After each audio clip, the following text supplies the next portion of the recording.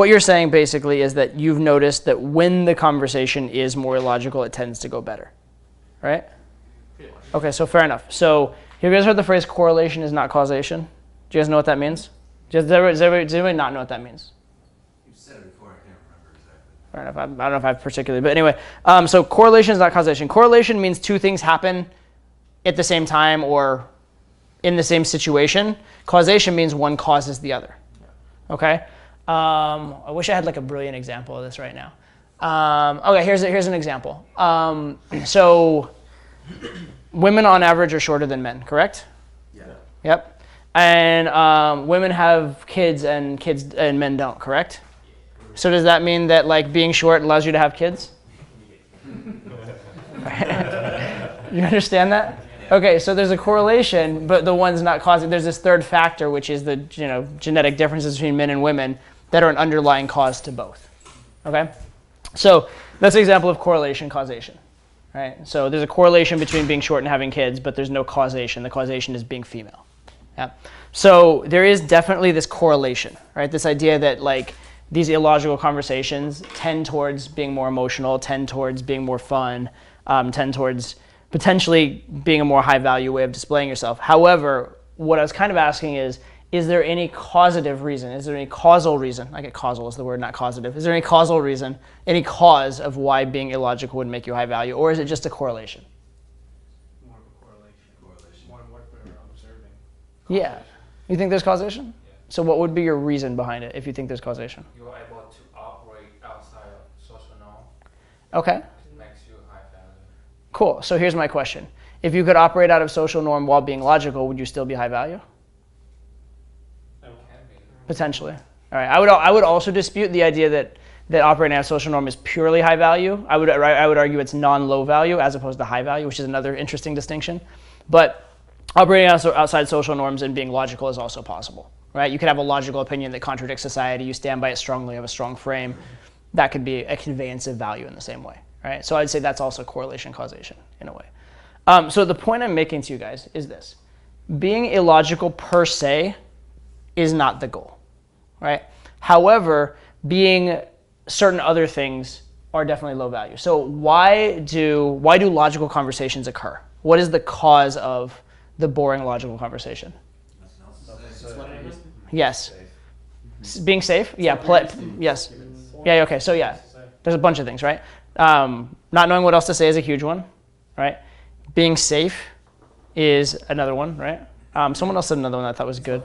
It's what you're used to. Well, it's what you're used to. It's a habit, right? So it being a habit makes it boring, right? It being safe, right? If you're playing too safe with someone, what does that indicate? Care about the outcome, neediness, fear of loss, right? Not a risk taker.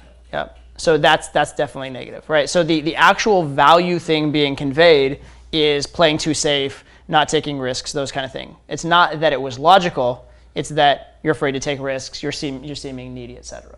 Right? So the logical is not the problem. It's the where it's coming from that's the problem. Okay? So I do want to make that. The other one is that if you're indicating you had nothing else to say, that's telling her it was a bad interaction, telling her it's a bad conversation. Right? And then the message there is, I have nothing to say to you because this conversation kind of sucks, but I really want it to continue, so I must want something from you. I must have an agenda. I must be needy. Right? And so those are the underlying things that make that like logical conversation bad, right? This may shock you, but I have at various times attracted girls by explaining math to them or explaining psychology to them and stuff like that. And that's very logical, right? But it's also logical from a frame that I'm teaching them something. It's logical from the frame that I'm sharing something with them. It's logical from a frame that I'm passionate and I'm leading the conversation. And so that sort of logical is actually completely fine. Right? So the issue is not that you need to be illogical and irrational or crazy and stuff like that. The issue is that you want to be coming from a position of leadership, power, believing that you're the high value person. Right? Now, why is it that being illogical can sometimes trigger that? Well, if you are super nervous, you usually won't take the risk of being illogical. You oftentimes may not have access to that illogical or funny part of your brain because you're very stifled, that kind of stuff, right? So being illogical, and this is a funny thing, I wouldn't say it's high value, but it is non-low value, right? Because if you're extremely low value, extremely uptight around someone, it might be hard to be sort of irrational, illogical, right? And it's a bit of a leveling behavior. Like, if you're loose enough to be a clown, in a way, well, you're not uptight. On the other hand, if you are a clown, then you're like socially try hard and you're a clown. And that's not what a 10 out of 10 girl is probably going to go for, right? And so there's this sort of like, sort of this continuum, right? Where being illogical, it has its good elements and it has its bad elements, right? So that's a little bit of like esoteric philosophical theory about pickup, but it is important because I don't want you to think that just like the craziest guy wins in game or the guy who can say the most off the wall shit wins in game, right? It only is a means to an end. It's a means of conveying that you are loose and relaxed, and it's a means of potentially getting attention so that you can use that attention toward a good cause, right? The good cause is conveying, and we're getting back to the other question that was asked, conveying what are actually attractive qualities. What are the qualities that are going to make the girl want to chase you, see you as a win, want to be with you, right? And those are qualities like confidence, good social feedback, leadership, having a fun, cool life to invite her into, those kind of things. So deep down, those are the things you want to be conveying. But the reason why things like attraction tactics, things like being silly, things like being a little over the top and getting her attention work is it buys you time and it buys you attention to convey those positive things that you'd like to be conveying. Does that kind of make sense? Right?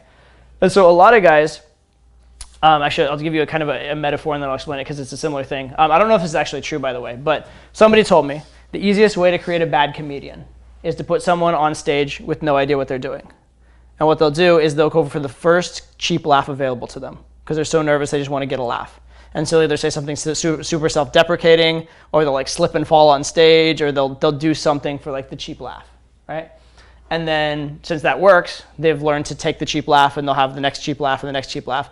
And they'll learn to have like a very kind of shitty to mediocre routine with a couple cheap laughs in it, but they'll never become a great comedian, right? Because great comedians don't just make you laugh, they make you think, they make you, understand the world, and there's a sort of like depth to what they're doing. And you'll never learn that by being just the cheap laugh guy that just needs the next cheap laugh.